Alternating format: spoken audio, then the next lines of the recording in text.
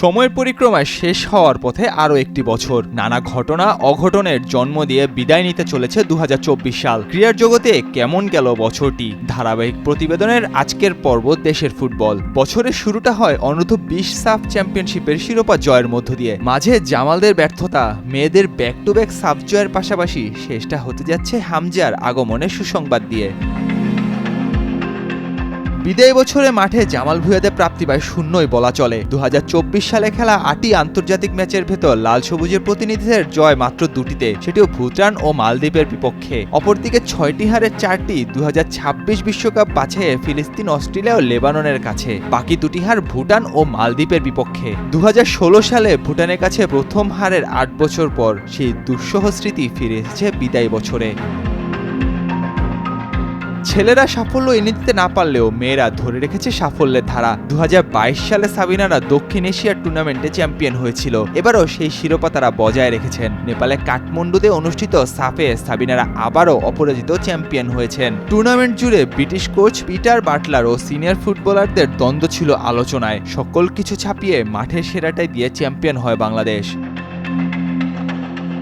তবে সবচেয়ে আলোচিত ঘটনাটি হলো বাফুফেতে কাজী সালাউদ্দিনের অধ্যায়ের পরিসমাপ্তি। ২০০৮ সালে বাফুফে সভাপতি নির্বাচিত হয়েছিলেন কিংবদন্তি কাজী সালাউদ্দিন। ক্ষমতা পালাবদলের পর এবারের নির্বাচনে অংশগ্রহণের ইচ্ছা পোষণ করেছিলেন তিনি। পরবর্তীতে অবশ্য সরে আসেন সেই সিদ্ধান্ত থেকে। সাবেক ফুটবলার ও সহসভাপতি তাবিতা আওয়াল বাফুফের নতুন সভাপতি নির্বাচিত হয়েছেন। আর তাতেই এপিটাফ আসে সালাউদ্দিনের ১৬ বছরে একচ্ছত্র আধিপত্যের।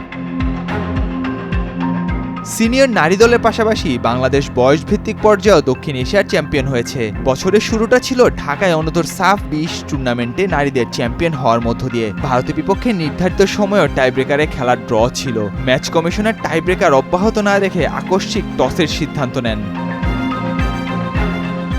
ভারত শিরোপা উল্লাস করলেও বাংলাদেশ তাতে আপত্তি জানায়, আর তাতেই ঘটে বিপত্তি। শেষ পর্যন্ত যুগ্ম শিরোপা নির্ধারিত হয়। পরের মাসে বাংলাদেশ নারী দল নেপালে সাফ অনূর্ধ্ব ১৬ টুর্নামেন্টে চ্যাম্পিয়ন হয়ে দেশে ফেরে। আগস্টে নেপালে সাফ অনূর্ধ্ব ২০ টুর্নামেন্টে চ্যাম্পিয়ন হয়েছিল যুব ফুটবলাররাও। বিদায়ী বছরে নতুন করে ফিফার শাস্তির মুখে পড়তে হয়েছে বাংলাদেশ ফুটবলকে। ২০২৩ সালের ১৪ এপ্রিল ফিফা বাফুফের তৎকালীন সাধারণ সম্পাদক আবু নাঈম সোহাগকে নিষিদ্ধ করেছিল ২ বছরের জন্য। ২০২৩ সালের পরের বছরও ফিফার সেই শাস্তি অব্যাহত ছিল। এই বছর মে মাসের দিকে ফিফা বাফুফের সাবেক সিনিয়র সহসভাপতি সালাম মুর্শিদিকে দায়িত্ব অবহেলার জন্য আর্থিক জরিমানা করে। স্বাধীন বাংলা ফুটবল দল ও বাংলাদেশ জাতীয় ফুটবল দলের প্রথম অধিনায়ক জাকারিয়া পিন্টু গত ১৮ নভেম্বর ইন্তেকাল করেন। স্বাধীন বাংলা ফুটবল দলের সদস্যগণ মুক্তিযোদ্ধা স্বীকৃতি দেওয়ায় পিন্টু গার্ড অফ অনার পেয়েছেন। তার মৃত্যুর পর স্বাধীন বাংলা ফুটবল দলের সদস্যগণ, মোহামেডান ক্লাব, বাফুফে ও ক্রীড়া মন্ত্রণালয় তাকে গভীর শ্রদ্ধা জানায়।